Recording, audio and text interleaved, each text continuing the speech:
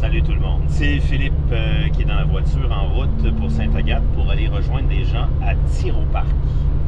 Tyrol-Parc, c'est cette fabuleuse installation de tyrolienne qui est peut-être le plus bel endroit pour faire des fêtes d'enfants ou faire du team bonding avec les différentes activités qu'ils y offrent.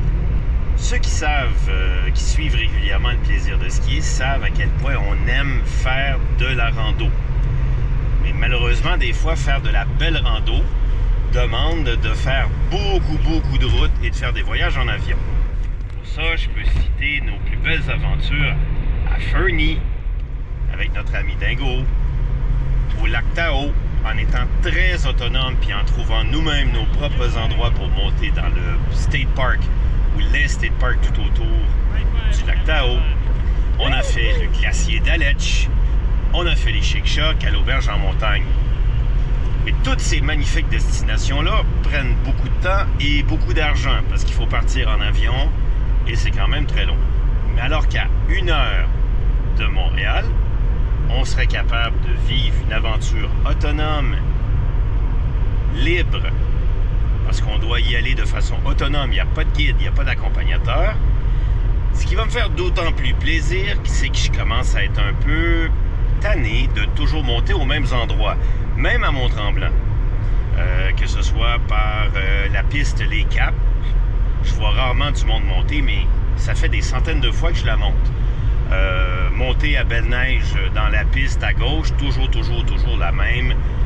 À la limite, je commence à moins en faire parce que j'ai un peu de redondance dans les pistes que j'arrive à monter et surtout le ski que je fais à la descente. Fait que ce matin, ça va être une très belle expérience d'aller découvrir Tyrol-Parc et voir quel genre de ski on est capable de faire une fois qu'on a réussi à monter. Allez, c'est parti, plaisir de skier.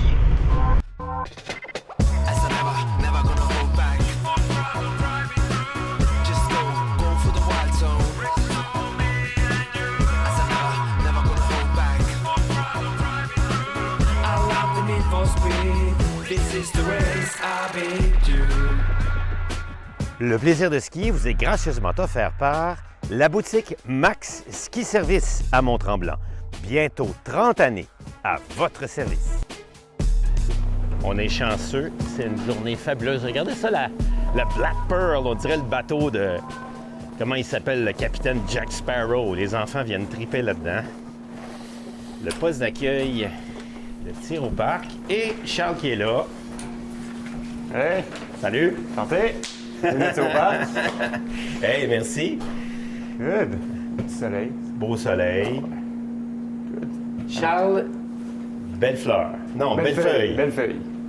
C'est un gars qui fait... Toi, tu fais de la tyrolienne avec les gens ici. Tu fais... Plusieurs activités. On Ouais. a de la méga tyrolienne, la Via Ferrata, on a un parc des Bertis l'été. L'hiver, on est également guide de motoneige. Fait qu'on fait des sorties de motoneige avec des participants. OK. Donc, on est vraiment un centre multi-activités à l'année. Écoute, moi, j'ai trippé quand je suis venu ici cet été dans notre show de van life. J'ai fait wow. Puis là, vous m'aviez parlé du fait qu'il y avait des pistes qui étaient en opération libre, Oui, en activité libre. Fait que... on va aller essayer ça. On va aller mettre nos bottes. Puis le poste d'accueil, moi, je le trouve vraiment sharp, là.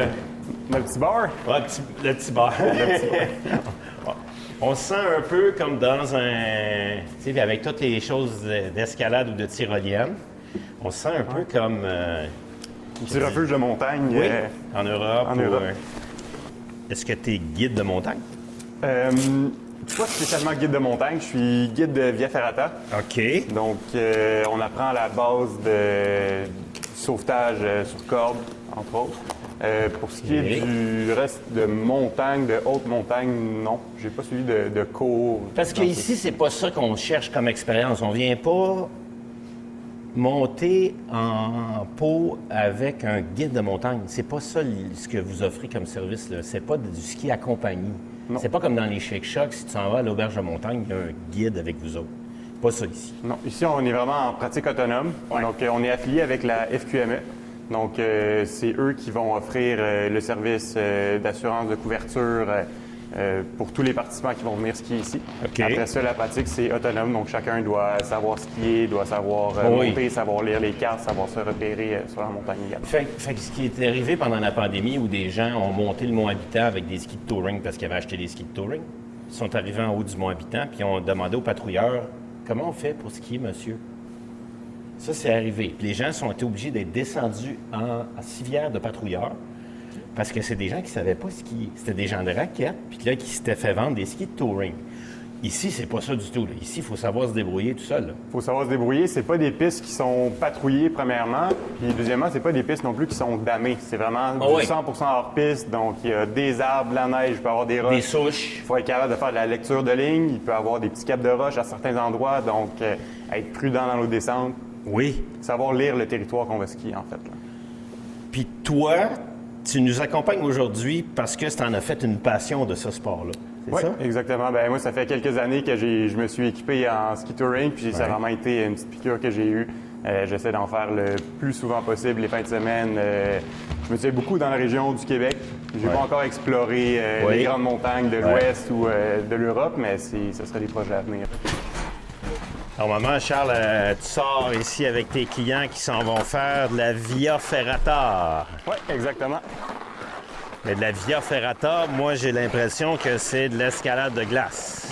Ça peut ressembler à de l'escalade, mais pas à de l'escalade de glace. Parce qu'on va grimper, on n'aura pas d'équipement technique comme des piolets ou des crampons. OK. On part comme si on allait faire une randonnée un petit peu. OK. Et on se rend jusqu'à la paroi.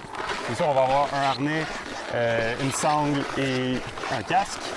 Puis après ça, on va aller grimper sur la grosse paroi qu'on peut voir ici à notre gauche. Là. On peut bien voir, il y a un pont suspendu en ce moment. Donc, on est sécurisé sur un câble avec notre longe. Puis on va se promener sur la paroi, là, en dessous des morceaux de glace, comme ça. Donc, ça, c'est des gens qui ont fait de l'escalade ou non? Pas du tout. Ça peut être des néophytes qui n'ont jamais fait d'escalade de leur vie. Donc, sur le parcours, il y a des ancrages pour vos mains, pour vos pieds. Donc, c'est un petit peu technique, mais c'est vraiment accessible à tous. C'est 100% sécuritaire, 100% même sécuritaire. 200% sécuritaire. 200% sécuritaire. On a même installé un système de ligne de vie. Ça, c'est ce qui va te retenir au câble, qui est une ligne de vie continue. Donc, contrairement à des Via Ferrata, tu te déclips pas pour te déclips jamais. Ah oui, OK. Tu es attaché au début, tu peux jamais enlever ton mousqueton. Donc, peu importe ce qui arrive, tu es attaché 100% du temps. Puis ça évite d'avoir à se concentrer sur sa sécurité, de se détacher, se rattacher. On peut vraiment profiter de l'activité, du paysage qu'on a autour de nous pendant la sortie. Et qui vient faire ça, cette activité-là? Non, mais c'est parce que mon cerveau, il dit en partant du team building. Oui, on a des corpos qui viennent faire des activités de team building. On a aussi des familles, des touristes. Ça va vraiment... toute catégorie de personnes va venir ici. Vous allez remarquer, avant qu'on parte pour une journée où il fait moins 12, qu'on n'est pas très habillé. Assez léger. Moi, des fois, je vois des gens qui montent, là, ils ont leur gros Gore-Tex sur le dos, puis tout le kit. Là. Ce qu'on veut, c'est être capable d'évacuer notre humidité quand on monte. Là. Donc, moi, j'y vais tout le temps le plus ultra-light possible. Il faut que j'aille froid avant de partir. Si en ce moment, j'ai pas un petit peu froid, ben ça veut dire que dans 15 minutes, je vais être en train d'enlever des couches. Je vais être en train de suer. Fait que je pars le plus ultra-light possible, puis au pire, je vais remettre des couches en montant si le vent se lève ou s'il commence à faire plus froid. Oui, en montant plus haut. Donc, la clé, c'est t'as froid. Un frisson, pas froid. T'as un frisson dans le parking, tu vas réchauffer à la montée. Sinon, tu forces beaucoup trop pour rien, puis t'as beaucoup trop chaud. Fait que c'est un peu ça la règle. T'es pas familier avec le plaisir de skier, mais... Un jour, il y a un monsieur à Chamonix qui dit « Vous faites des aventures raisonnablement exceptionnelles. » Ça veut dire qu'on fait des choses que tout le monde peut faire. Exactement. J'aime ça. Raisonnablement exceptionnel. Charles, on va se parler d'équipement. Good. Je suis content qu'on en parle. C'est un sujet qui m'intéresse beaucoup. Parce que trop souvent, les gens s'empêchent de faire le sport parce qu'ils pensent, après avoir fait un tour à l'accordé, qu'il faut dépenser 5 000 $ pour faire de ce sport-là. Alors, OK, pas du tout. C'est possible de s'équiper, même avec un kit, pour faire un peu de tout. Autant faire de la rando alpine que de la station. OK? Oui, parce que toi, tu mets ça sur la station, là. Moi, exactement. J'ai le même kit pour quand je fais de la station.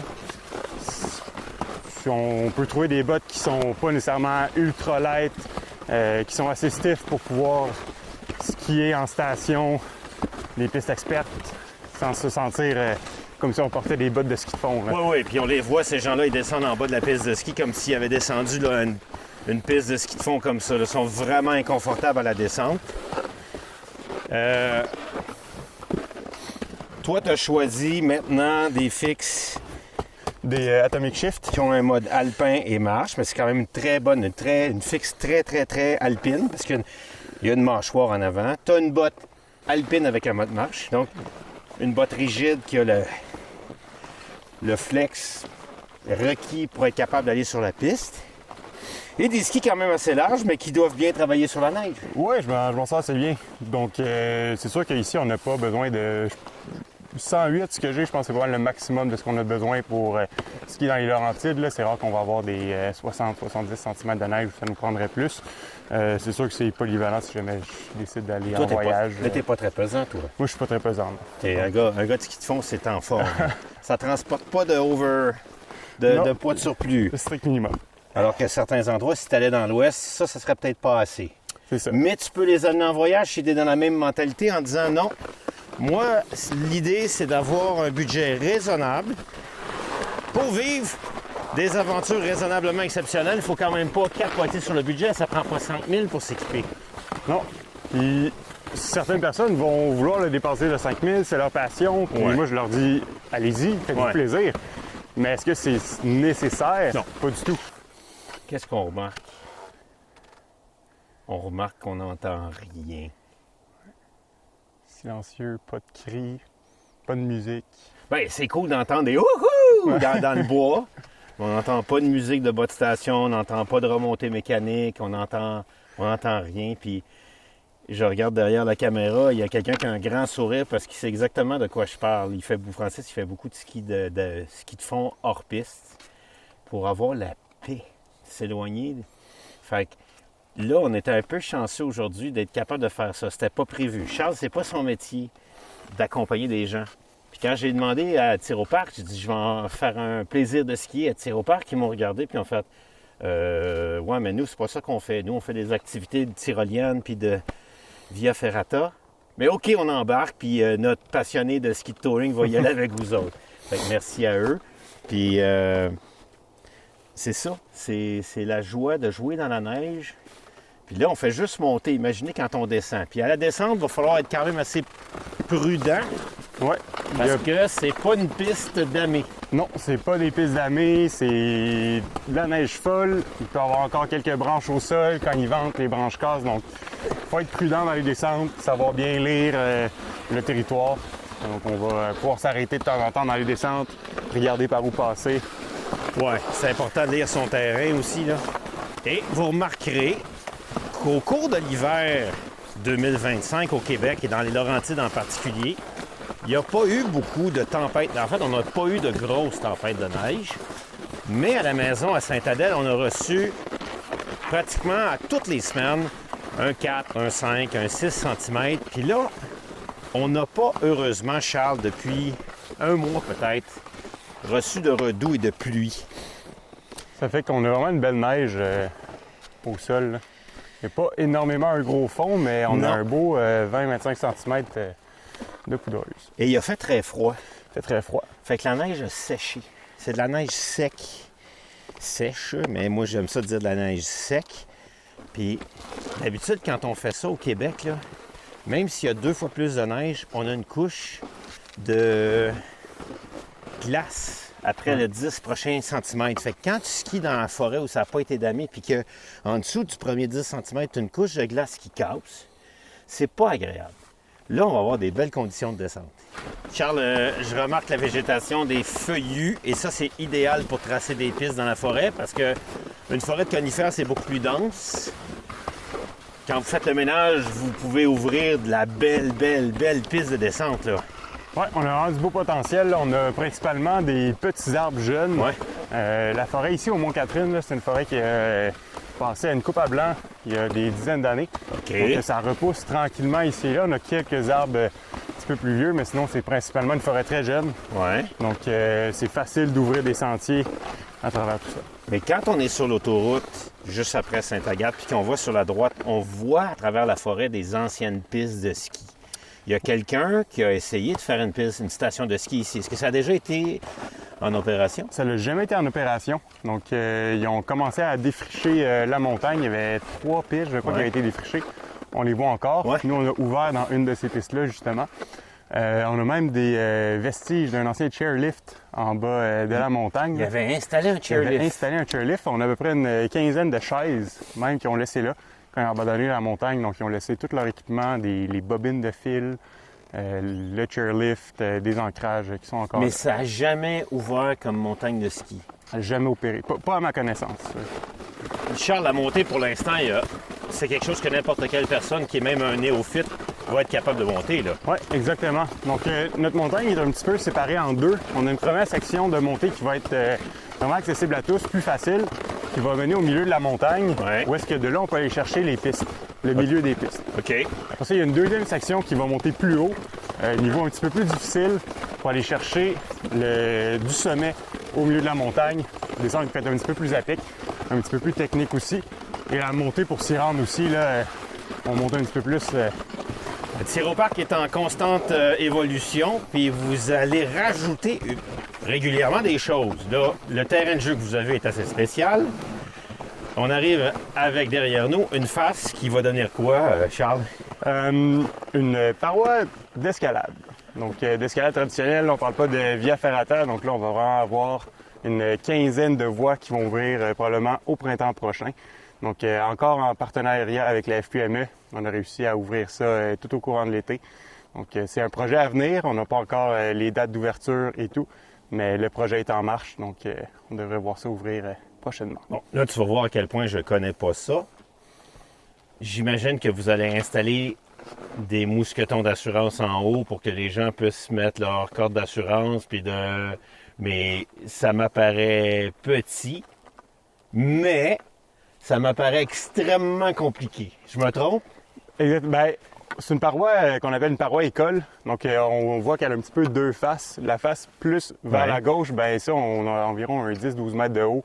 Donc, on a installé des ancrages tout au long de chacune des voies pour que les gens puissent se sécuriser. Ouais. On a même installé des voies d'accès par le sommet pour les gens qui voudraient installer des moulinettes pour grimper et non pas grimper en premier de cordée. Oui. Donc, ça va vraiment être une belle paroi pour des écoles qui veulent venir donner des cours, des gens qui veulent faire leur première voie d'escalade. Le mur à droite, ben là, on a des voies qui sont un petit peu plus techniques, Ouais. donc encore assez accessibles pour les grimpeurs, mais rien de trop fou non plus. Mais donc voilà, c'est un beau petit projet à venir au printemps-été 2025. Parce que quand tu skis à Chamonix, à Argentière, tu vas aller skier le long des roches. Quand tu skis au lac Tahoe, pas au lac Tahoe, en Californie, à Mammoth Mountain, tu vas skier sur le bord des... Tu sais, je fais exprès pour aller skier sur le bord de la paroi comme ça. Parce que le ski, il permet ça. Il permet d'aller toucher à la montagne sans être un montagnard. Moi, je suis pas un montagnard. Quand je monte à pied à Miribel en haut sur un sommet, écoute, je suis content d'être en bas, là. Ouais. Donc, je suis pas un montagnard. Mais pour moi, je suis capable d'aller y toucher quand je suis en ski alpin, en ski de touring. Fait que quand je vais revenir avec un blues, je remonte ici, puis je suis heureux. Je suis d'accord.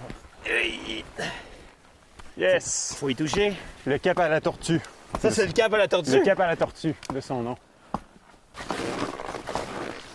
En termes de hauteur du sommet, ça s'en va en haut jusqu'à quelle hauteur? On aurait combien de dénivelé? Dénivelé, on est à environ un 180-190 mètres. Puis en proportion, les autres montagnes, là, Belle Neige, ça a combien de dénivelé, tu penses? Autour de peut-être 150, 160. J'imagine. Ouais. C'est à peu près équivalent aux petites montagnes qu'on a dans les Laurentides, là.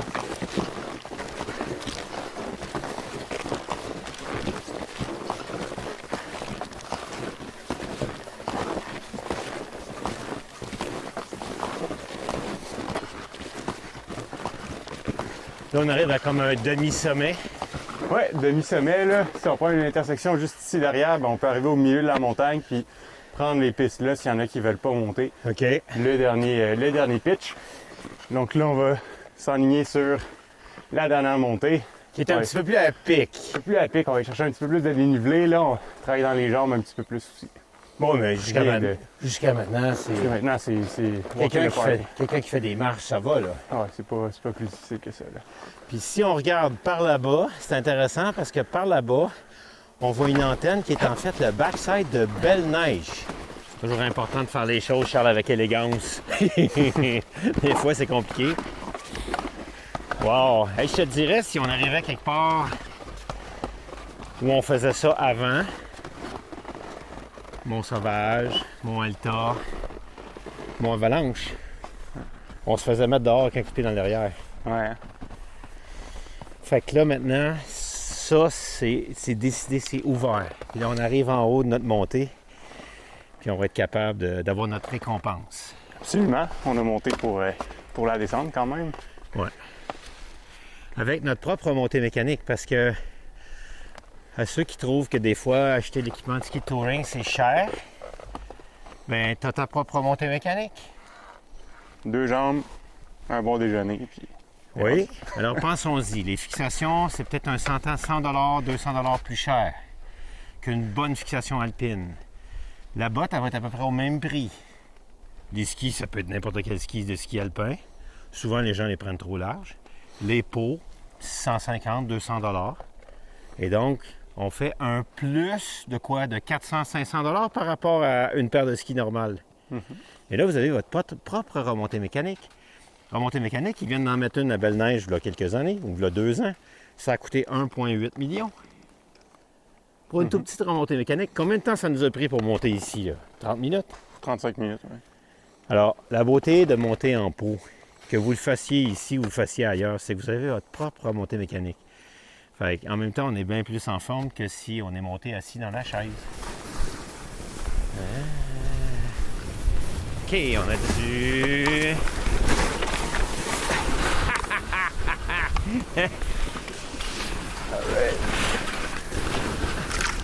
OK, c'est du ski. Ben, c'est comme dans le sous-bois à Tremblant, quand on sort des pistes dans n'importe quel sous-bois, puis tu vois, regarde.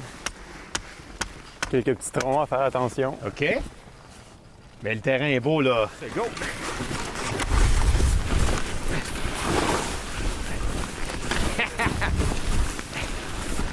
Oh, une petite bosse. Oh. Un peu comme des enfants. Ouais. Qui jouent dans la neige avec un traîneau. T'as pas besoin de plus à pic que ça. On est vraiment... Écoute, c'est un challenge, là. On est tellement habitué de skier du ski damé, tapé, même dans nos sous-bois. Le jeu d'équilibre est vraiment cool. Hop.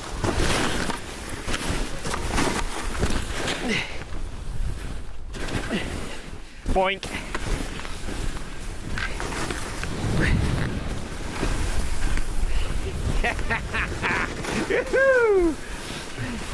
Hop, hop.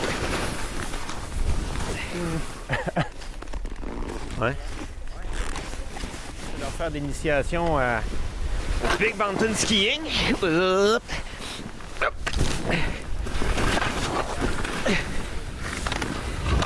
Oh yeah! Allez, allez! Allez, boubou!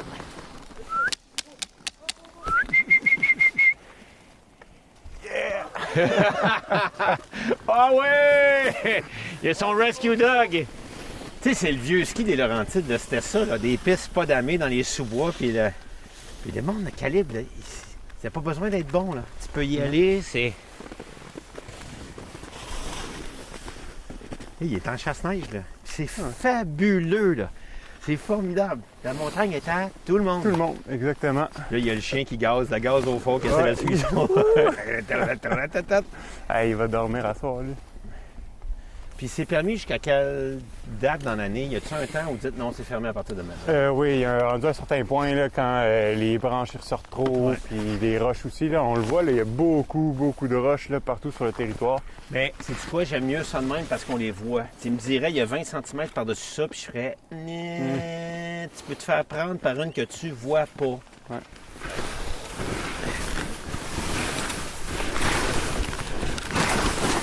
Cool, on lit notre terrain, des petits virages. Oh, il y a une belle ligne.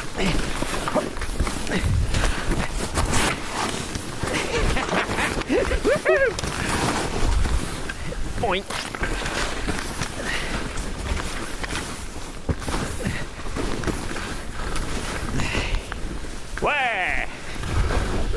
Là, c'est une belle run.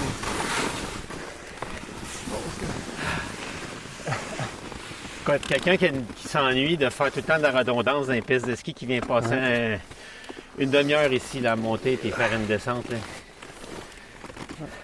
Comme je te disais au début, si je reviens d'une place qui est trop belle ailleurs dans le monde, puis j'arrive ici, puis ça me tente pas d'aller skier, je vais venir ici. Est-ce que quelqu'un s'est déjà perdu ici? C'est quand même assez simple. Là. Pas encore. Je dirais qu'il nous reste à baliser encore quelques pistes de montée.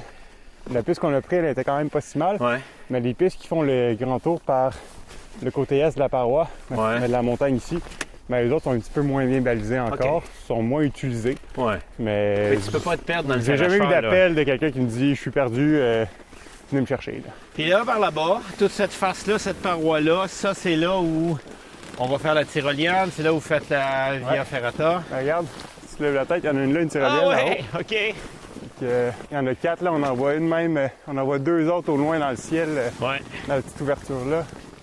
Et ça, pour ceux qui... on en a fait l'été, puis on a filmé pour une autre série qui s'appelle Van Life Laurentide. On en voit un extrait. Ah! Oh yeah! Woo!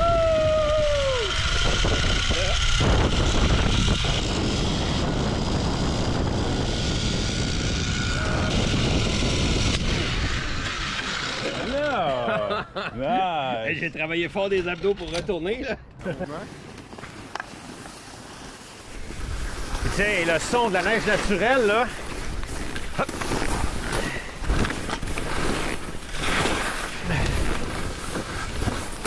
Oui.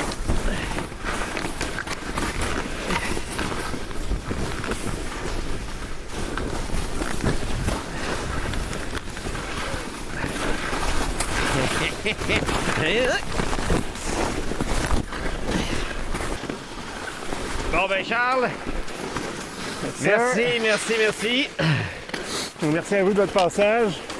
Allez. Ça. C'est cool. Plaisir. C'est pas juste une belle aventure, c'est aussi une belle rencontre. On a rencontré un vrai fan de ski, de la glisse. Là. C'est cool, c'est... Tu sais, t'es pas quelqu'un qui est dans l'industrie, qui est là pour faire de l'argent, t'es là pour partager la joie de ça. Mais ton vrai métier, c'est d'amener le monde dans la paroi, puis on va vous inviter à peut-être venir découvrir ça à Tyrau-Parc. Hein? Ben oui, absolument. À l'année, la Via Ferrata, ça vaut la peine, été comme hiver, de pratiquer ce sport-là. Si vous n'avez jamais fait, bonne activité à faire. Puis si vous êtes avec vos enfants, puis vous cherchez quelque chose de spécial pour un anniversaire, là, venez faire la tyrolienne. Là. C'est pas mal cool comme exubérance que les enfants vont avoir. Fait que on va s'arrêter là-dessus.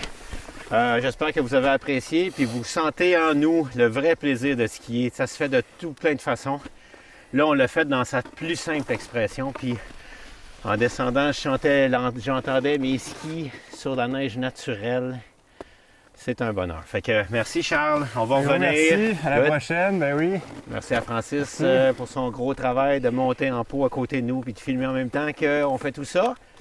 Et on se revoit bientôt pour un prochain plaisir de skier. Allez, salut, à la prochaine.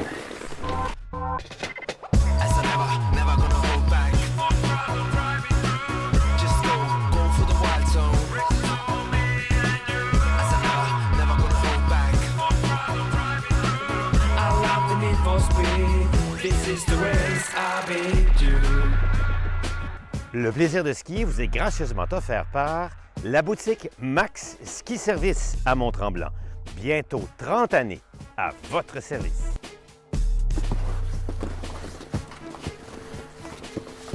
Fait que quelqu'un qui monte 3 ou 4 fois dans sa journée, il fait une belle journée, là. Ouais. Il va faire 3-4 belles descentes.